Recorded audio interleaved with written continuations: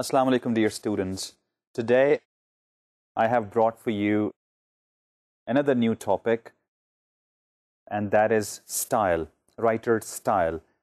Style, of course, is what it is appropriacy of your language, and style actually guides writers how to choose words for different context and for different situations. Two words are enough to define style.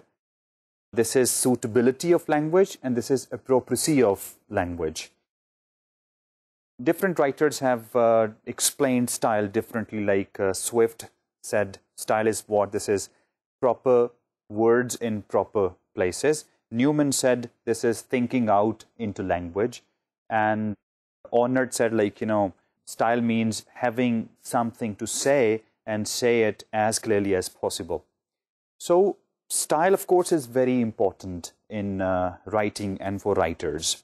This is kind of a guideline, kind of an advisory, for the writers towards language choices. Which words, which expressions, which phrases, which idioms we should use and which we should not. And different, newspapers and different print and electronic media, they have the style manuals available also for those who are novice writers, for example.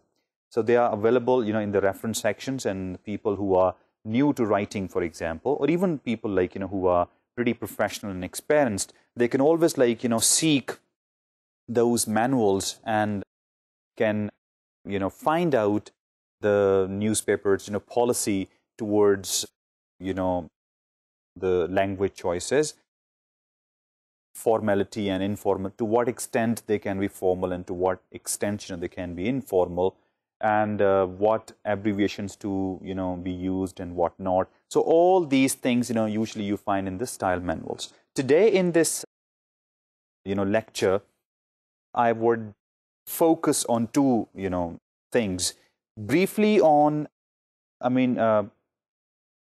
5 important points to advise you, how to convey a good message.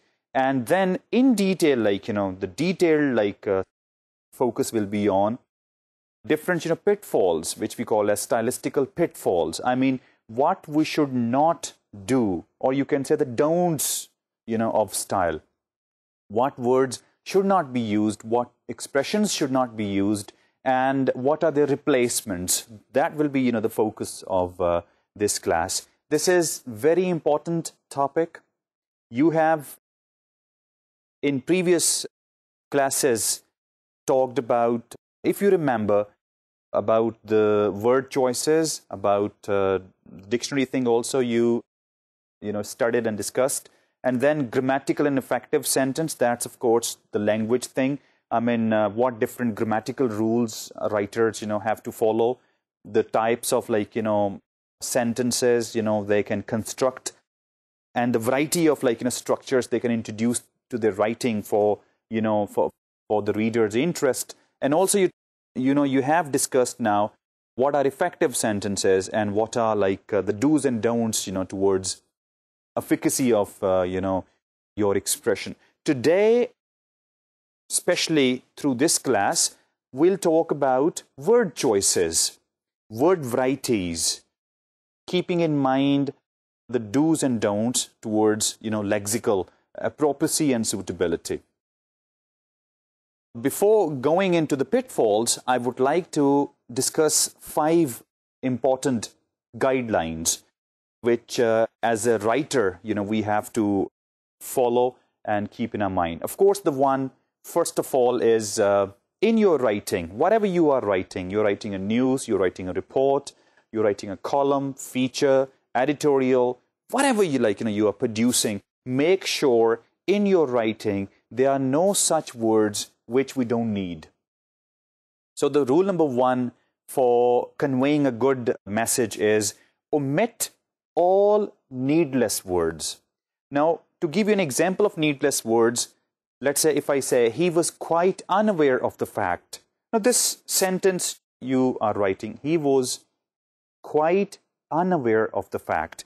There are lots of needless words, in this sentence. Why can't you say he did not know? No, just compare these two.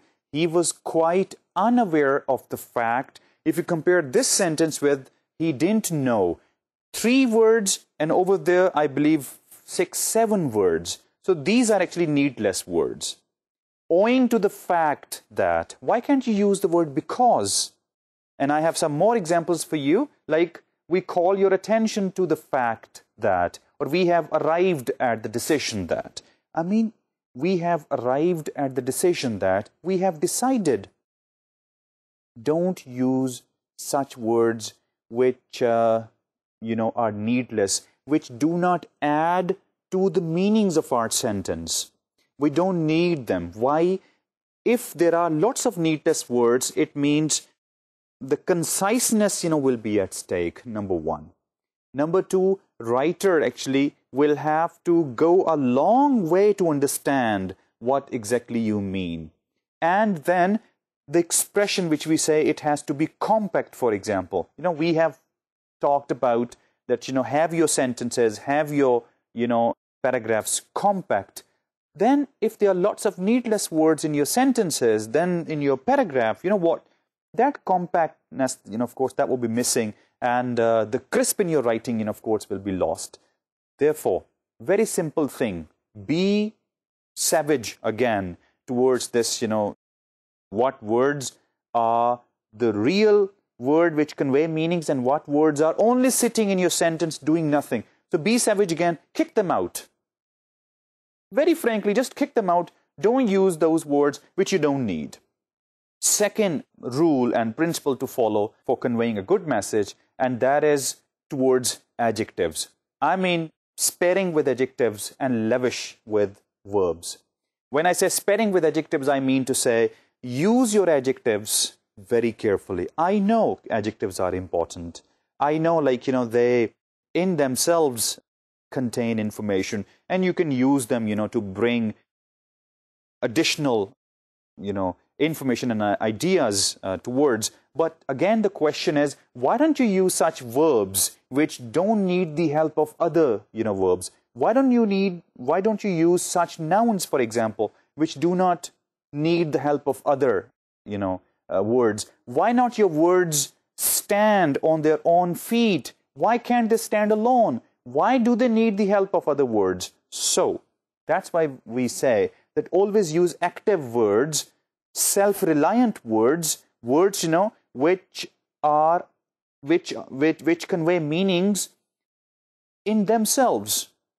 So this is how, of course, of course, and I also know that we people perhaps enjoy using adjectives. Why? Because we have a huge stock of, adjectives lying in the deep freezer of our mind. So my advice to you is use adjectives, those which are imperative, which are indispensable, which are very, very important, without which, your meanings will be half.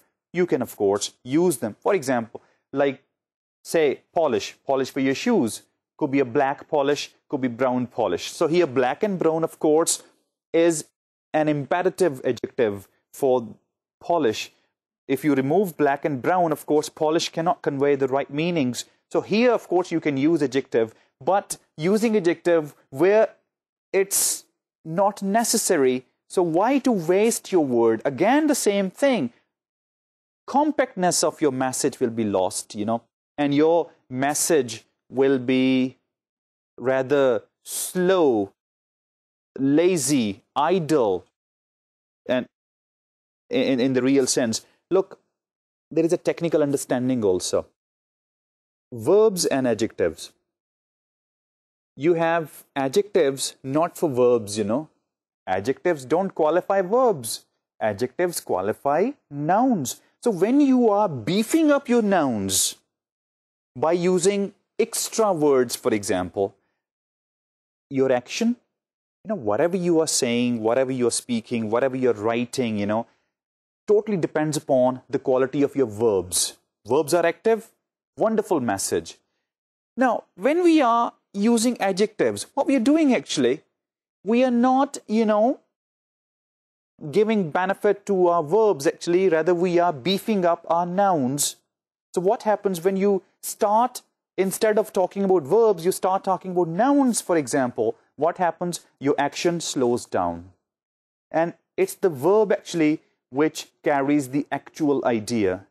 Therefore, I advise you that use verbs very carefully, use adjectives very carefully, and rely more, on verbs, and then, of course, on nouns, and use nouns which are self-reliant, which do not need, the help of other, words to convey meanings. This is 2. And number 3, I would say, beware of your special words. Look, everybody, every writer, every speaker has, favorites. Like words, for example, absolutely, interesting, basically, actually, like, get. These are such words which are, are special words. So what happens actually, and we use them like our pets also. In spoken English especially, there are lots of pets, we keep. For example, is my pet, which I keep, So I do, use it quite often as maybe a filler, at times as a hesitation device, So, but when we are into writing, for example, writing does not need fillers, for example. Writing has to be very compact. 3 important things, have to be in a sentence for written expression. Number 1, subject has to be there, verb has to be there, object has to be there, and that's it. Unlike, spoken, where perhaps you need more words besides subject, verb, and object. Therefore, I would say, same spoken habits, sometimes are, displayed in writing also, and please be very careful. Don't let your special words creep into your written expression also. They are very, very fine. They are very, very good. I'm not against them. They are very good for spoken, but don't let them creep into your writing. If you find any your special word, delete that. Now, 4th principle to convey a good message is do not overstate. Now, why we overstate? We overstate to perhaps add stress to our writing or to our speaking. But it backfires actually. When you overstate, overstating means, either you're repeating or you are like, going in a higher degree of, using your words. So what happens actually? Your reader, he misses out the logic link between your ideas. So advice is do not overstate. Say what you want to say and say it no more. That's the golden, principle which we should follow. Don't overstate, don't repeat. We repeat to add stress. This is not the way of adding stress actually. Clarity and conciseness is the way to add stress. And the last one is remember your signposts. Now, what are signposts? Look here. A good writer is the one who writes to make his reader's job easy. Interesting. Yes.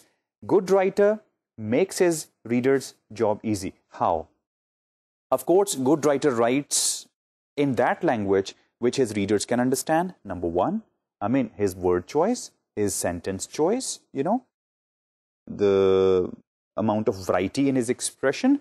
Besides this all, there is one more important thing. A good writer, keeps his layout changing also. Of course, he is going to divide all his message into smaller paragraphs. Besides this, he's going to, itemize those points which he cannot fit in one paragraph. At the same time, he's going to use many signposts. There are 2 types of signposts actually. Number 1, visual, and second one is verbal.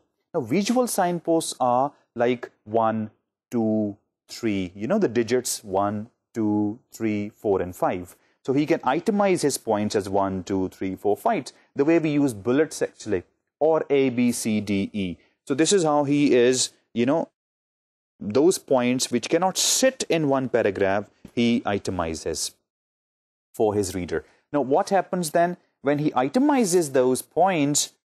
White space enters the text, and the layout becomes eye-catching, appealing, and reader enjoys reading that passage. The second one is verbal one. Verbal signposting means now he's not going to use, let's say, bullets 1, 2, 3 or ABC.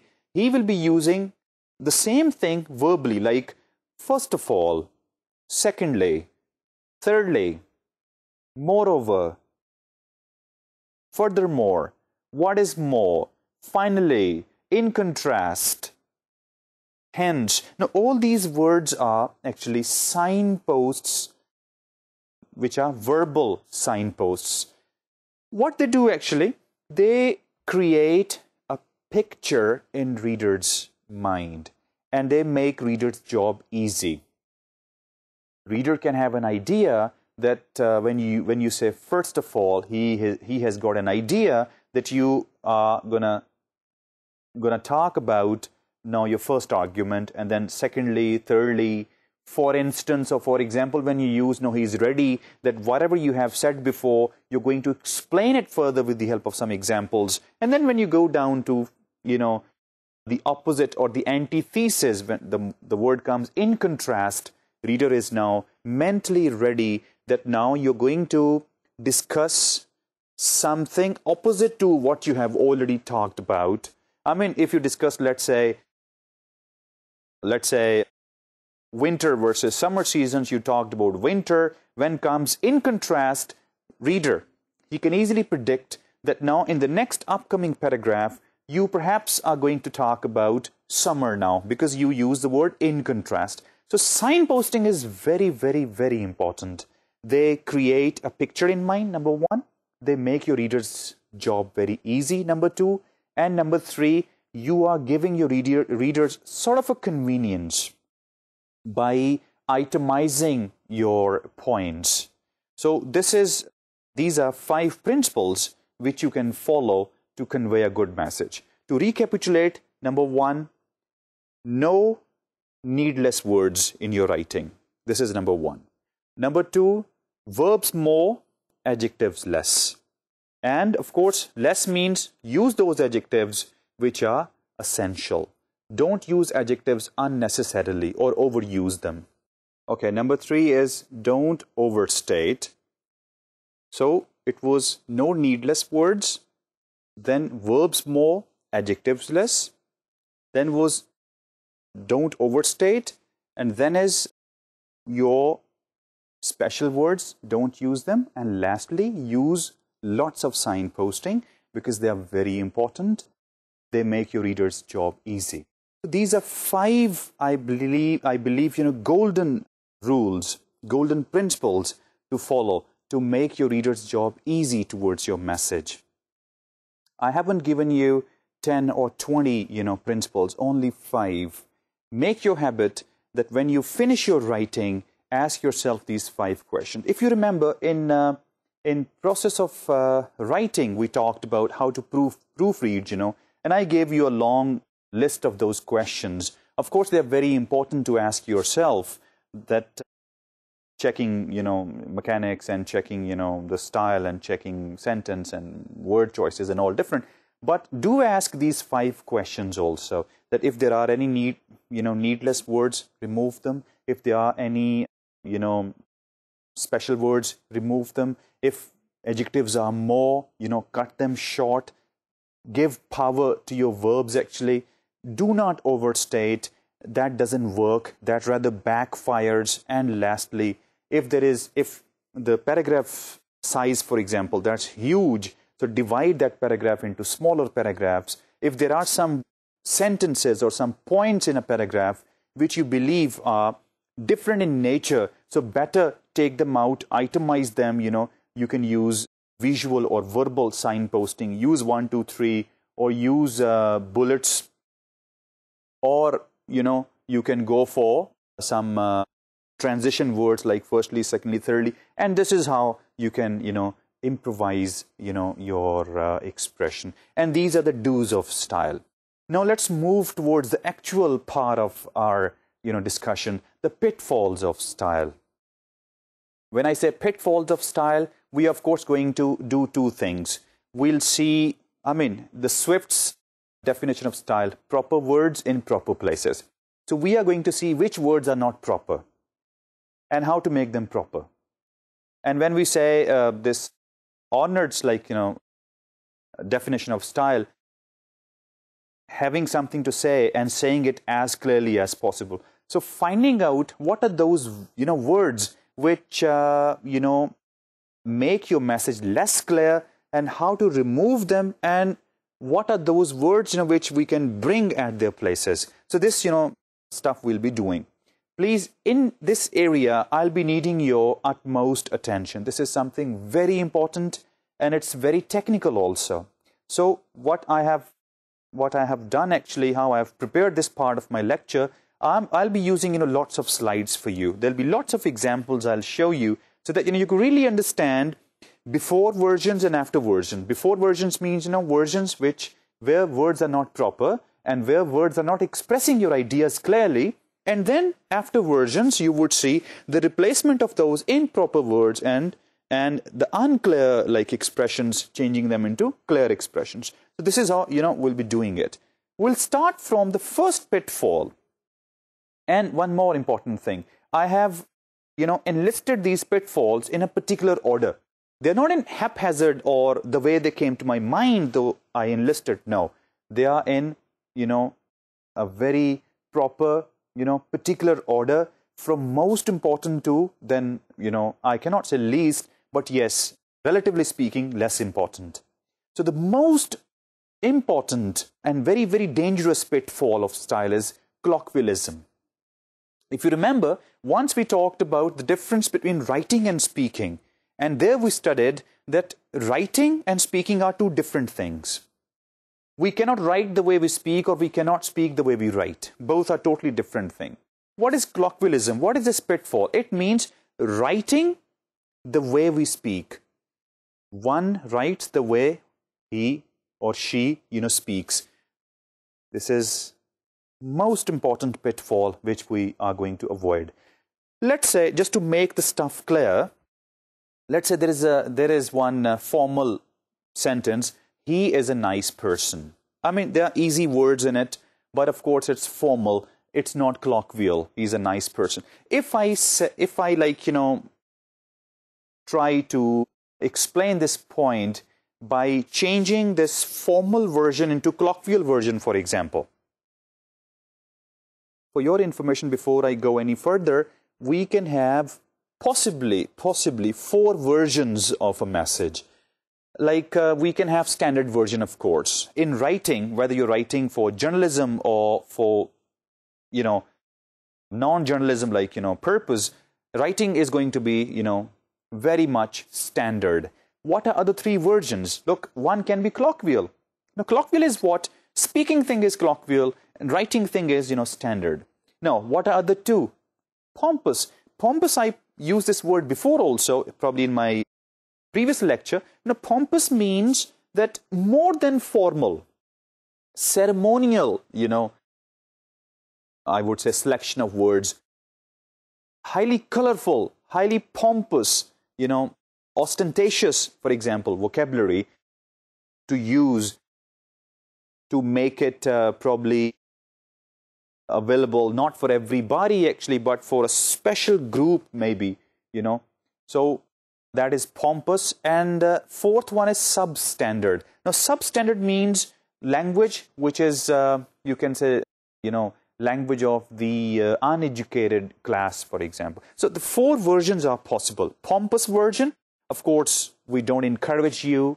I'll not advise you go for pompous expressions, because they don't convey meanings, They only convey impressions. You can, through pompous writing, you can give other people idea that, how,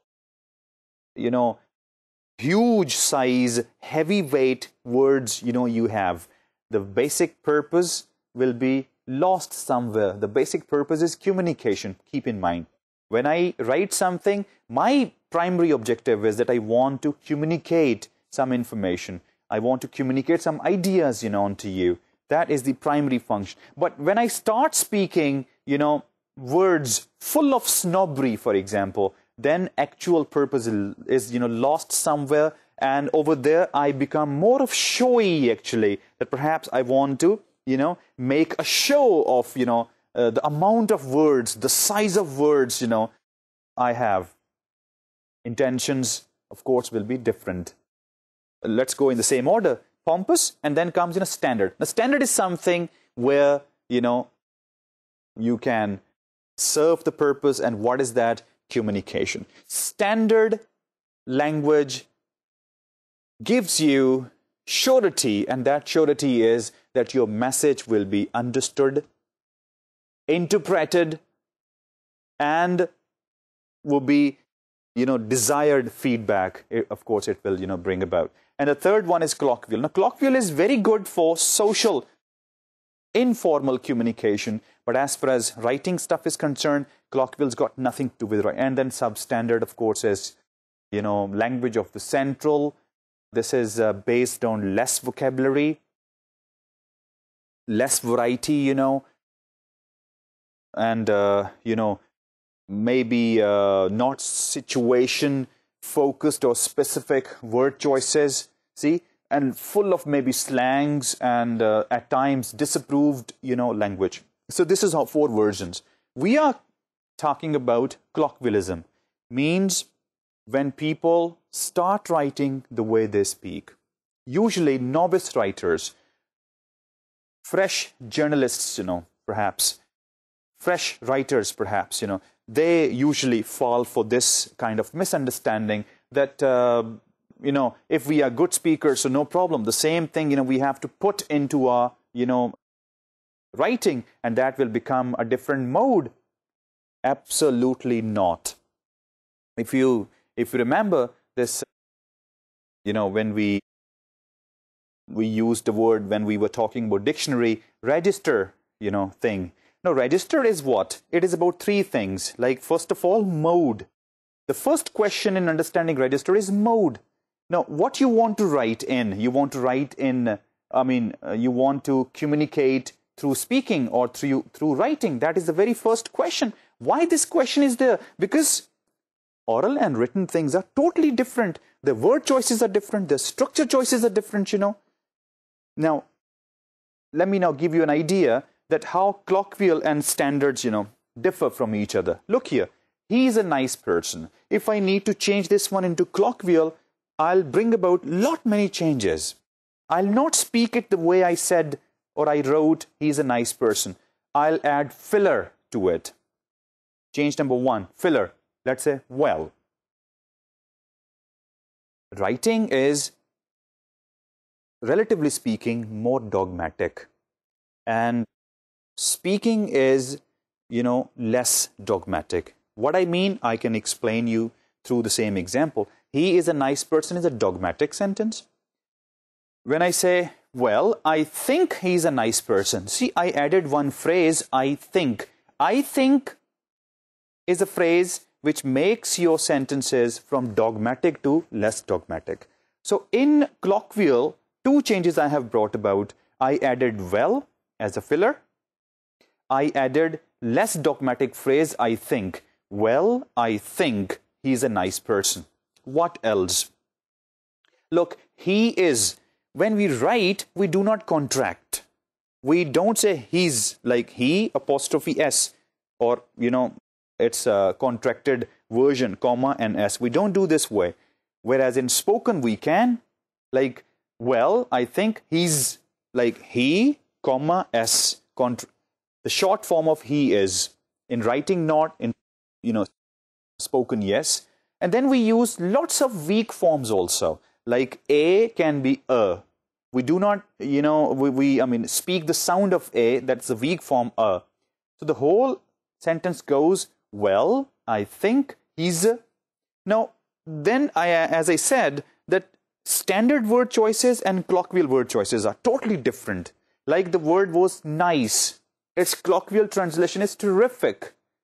Person's colloquial translation is, block. look, the sentence goes what? Well, I think he's a terrific bloke. Now, what comes next? In colloquial, we do use question tags or pet phrases. Like, question tag can be, it's is, so I can use isn't he. For example, well, I think he's a terrific bloke, isn't he? Now, isn't he is what? A question tag. Or you can use here, you know, as a pet phrase. You know, just see, when I'm saying colloquial or colloquialism is the first stylistical pitfall, just imagine how many things we have to, you know, kick out from our sentences. Now, if you compare the two versions, he's a nice person is good for writing, but it may not be good for speaking. Now, good for speaking will be, well, I think he's a terrific bloke, you know. No, well, I think he's a terrific bloke, you know, will not be good for writing. If you need to convert this colloquial sentence into writing, what you have to do, you will have to kick out all the colloquial features. You'll have to kick out well. You'll have to kick out less dogmatic phrase. You'll have to, you know, from the contraction, you'll have to go to the regular form, he and is. Weak form, of course, you cannot write, you speak it. Word choices, you're gonna change your words from colloquial to formal. Terrific will into nice, block into person. You'll have to kick out all the pet phrases or the question tags. And the sentence will again be the same, slimmer one, he is a nice person. This is colloquialism. This is what we call colloquialism, the most important pitfall, the most important mistake people make in writing when they, you know, start writing the way they speak. This is something very, very bad. I would say it's a sin. Because when we say writing, it has to be global. Writing has to be global. And writing has to be for everybody, not for some special class of people, not for special gender, not for special, you know, age group. It has to be global for everybody, you know. It's a child, teenager, you know, job goer, pensioner, middle-aged, retired person, belonging to whatsoever social class, academic class, doesn't matter. As long as your writing is standard, not colloquial, you are understood globally. Now, let's see same things, you know, which I talked about, rather through a formal way, what to do if there is any colloquial factor in your writing, what to do with that. I have, you know, jotted down some principles for you, for your guidance, how to, you know, move from colloquial to standard, you know, version of our writing. Like the first one on your screen, avoid using filler words. As I told you before, when I was converting formal sentence into colloquial, and I told you don't use fillers. Now, fillers are like one I gave you, well is there. You can see basically. Sentence is there. A microscope is basically a device that is used to record sound. Now, if you delete basically in this sentence, basically is not serving any purpose, you know. So, if you remove basically, it means you are removing fillers and your sentence will become formal. If you read the second one, the basket contained eggs, sandwiches, and even utensils. Why even? Remove even, sentence of course will be formal. See the third one, just. When pouring the solution, just be certain not to spill its contents. Just be certain. Remove just, filler will be, you know, of course, gone out. Sentence, you know, will remain, will become formal and rather more crisp. The second thing is avoid contractions. As I told you before, It's a colloquial feature, contractions. Please keep in mind, we are not going to use isn't, aren't, ain't, don't, doesn't, hasn't, haven't. We're not going to use in writing. They are very good for speaking. So in writing, is not, has not, will not, have not. So no contractions in writing. Let's see some more. The third one is limit your use of subjective pronouns. When we say subjective pronouns, standard writing should be in third person. It should not be in I or we or you. It should be in third person, like he, she, it, and they. And which we say, impersonal, in other words. So try to make your writing impersonal. And the fourth one is avoid splitting infinitives. If you remember, in our previous classes when we were talking about, grammar and structure, and there we studied that don't split your, infinitive. Like an interesting example is there on the screen. He tried to not sneeze in the library. Now, he tried to not sneeze. He tried not to sneeze. If you compare this one, don't split infinitive. I mean, infinitive is the 1, 2 plus verb. If you bring anything between these two, I mean, two and then any more word and then the verb, it may be confusing. It's a colloquial feature. It's not a feature of the standard English. And one more principle. Avoid ending your sentences with a preposition. An example there is, what's the bag filled with? And its better version is, what is inside the bag? What the bag is filled with. Now, with is the ending, part of the sentence, which we say as, ending your sentence at preposition. Don't end your sentences at preposition. You can say the same thing, what's inside the bag. And the next is, avoid stage directions. Now, this is something very important. This is another very, very important colloquial feature when we say, the way we give directions for the people on the stage, the same way, in colloquial sentences, we do, give such phrases or use such expressions, which, make the listeners ready to and predictable what you're going to say. Basically, those expressions we use as fillers, frankly, that what I'm going to do is, in writing, it doesn't happen actually. So don't use stage directions. Examples you can see on the slide that I'm writing to you to ask you to is sort of a stage direction thing. Don't do that. Straight away talk about what you want to write, the purpose, of your message. And the last point for colloquialism is avoid vague words. Now, vague words are such words which may have meanings with the perception involved. For example, if I say meaningful changes. Now, meaningful is a vague word actually.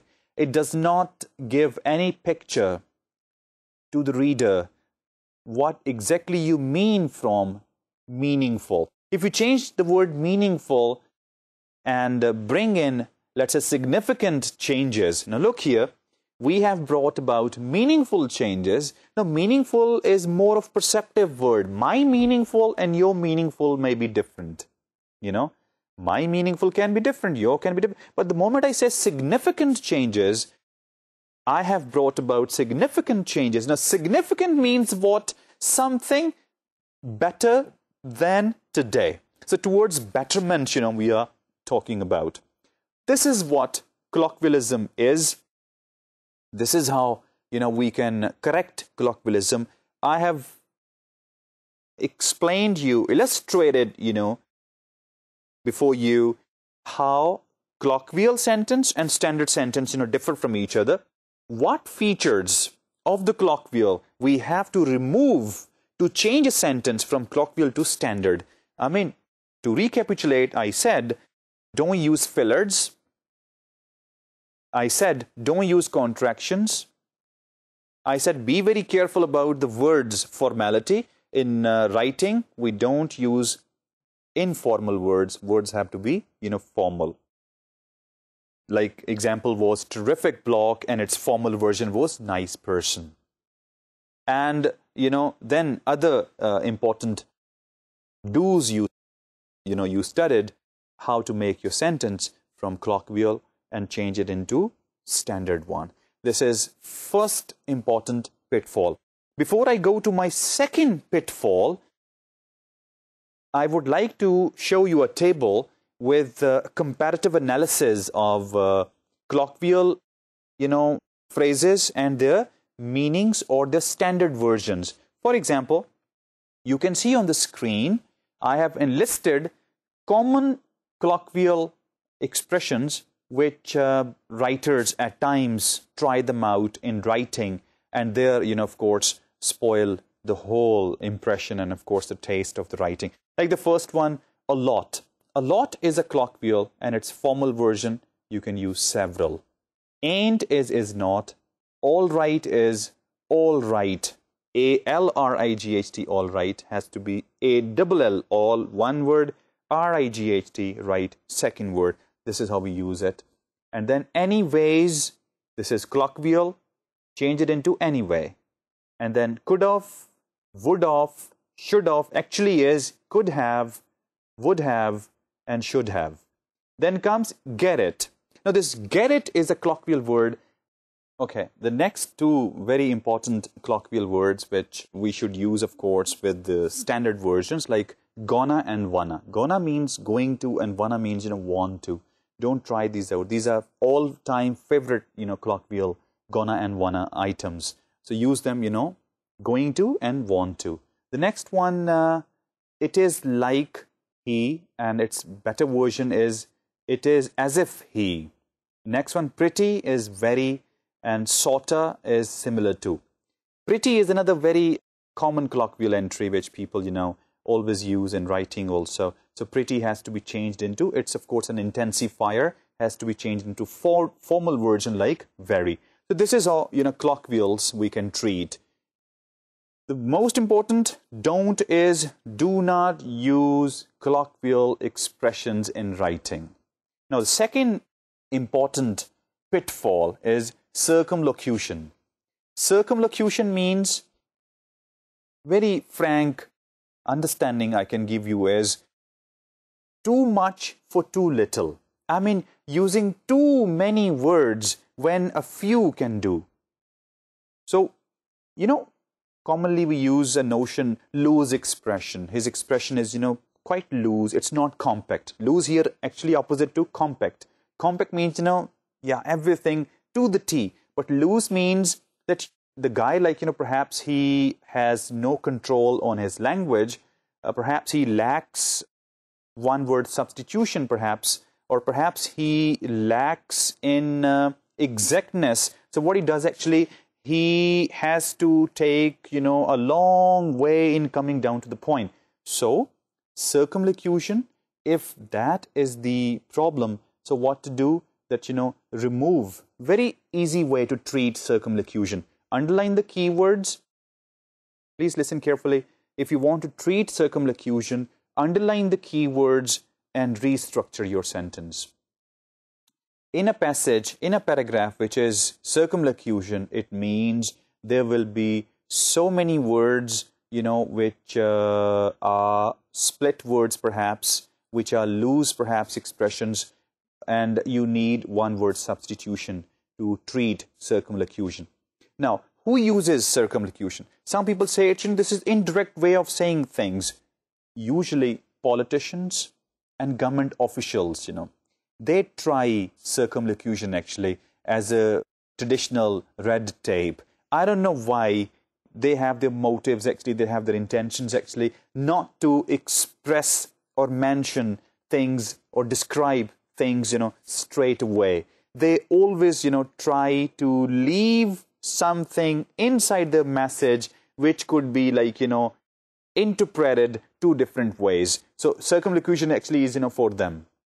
If you come back over there on the screen, listed out for you some versions which have circumlocution, and then I have treated them. Like the first example is, the minister will cause inquiries to be instituted with a view to ascertaining the views of the general public upon the subject of national dietary standards. Honest to God, reading this message, I didn't know what exactly that minister thing was wanting. And then what I did actually, very simple, I underlined the keywords and I restructured the sentence. Now, if coming back, see what words are keywords and we can rewrite our sentence. Of course, the minister as an actor, I'm going to underline. And then inquiry is an important word. I can underline this one. Then comes views of the general public. This is our keyword. And then subject of national dietary standards. These are, 4 or 5 keywords. And we are going to put these 4 or 5 keywords together to make a new, crispy, compact sentence. Like, the minister will find out what people think about the national diet. Now, let's put these keywords together to make, our new sentence. The minister will find out what people think about the national diet. This is exactly what he, wanted to say. There is one more example for you. All things considered, it seems like the new tax cut imposed by the administration will, without a doubt, make the wealthy wealthier and the poor poorer. When the administration's new tax cut is passed, the children living in poverty will be affected the worst. Now, in this sentence, there are many words which perhaps, need to be cut out. And method is same. Underline the keywords, okay? Put them together to form a new sentence. And I have done it for you. The new tax cut imposed by the administration will undoubtedly make the wealthy wealthier, the poor poorer. Consequently, children living in poverty will be severely affected. There is one campaign, and we call it Plain English campaign, from England. They are promoting, actually, what they're promoting is that use, plain English for whatsoever, purpose. Newspapers are there, use plain English. If it's an electronic media, try to promote plain English so that, people sitting on the other side, of the camera could, easily understand the message, or people sitting, in the offices or at home, newspapers, they could read easily and they can understand, the message. They conducted a survey, in more than 70 countries, and, and they asked many different questions. Some questions were about cliches also, some questions were about, circumlocution, and some questions about, grandiloquence, mean pompous writing. So the questions about circumlocutions, as I mentioned before, that usually politicians and government officials, frankly speaking, they make use of circumlocutions, not to make readers understand what exactly, they mean, so that tomorrow they could be on a safer side, by interpreting the same message, differently. So just take a look of the results of the survey. You would be, you would of course gonna like that. The first question was, do you think that politicians communicate clearly with the public? 88% people said no, that politicians don't speak clearly with the public. Same thing. They, of course, use circumlocution. And the clarity thing is, lost for their own motives behind, The second question was, would you be more interested in politics if politicians and the departments communicated more clearly? And the result was 73% said, yes, of course, we would be very, very interested in politics if they convey their messages clearly. And the next was, which sector do you think is the worst at communicating clearly? And legal sector, 35% said that it's the legal messages about, law thing, which are always unclear, full of circumlocution, difficult to understand. And then 27% people said this is actually finance information about finance thing, the financial matters, they are very difficult to understand by a common average, reader. And 21% said this is, national and, government-related issues, and then, onwards. So this is how circumlocution, is. We have so far discussed two, important pitfalls. The first one is colloquialism, that try to remove colloquial features from your writing. And the second was circumlocution. A circumlocution, I said, is too much for too little. Circumlocution, I said, is that using too many words when a few can do. And expressions which are full of circumlocution, they are never compact. They contain lots of needless words. And only one thing you require: introduce one word substitution to your writing. Okay? And your message, of course, will be. And functionally speaking, underline the keywords of your message and then put, those words together to structure a new idea, a new sentence. Let's now move towards a third important pitfall, and that is ambiguity. Ambiguity means when your message, conveys more than one meanings. I mean, where one word, does not convey one meaning, rather it, talks about two different,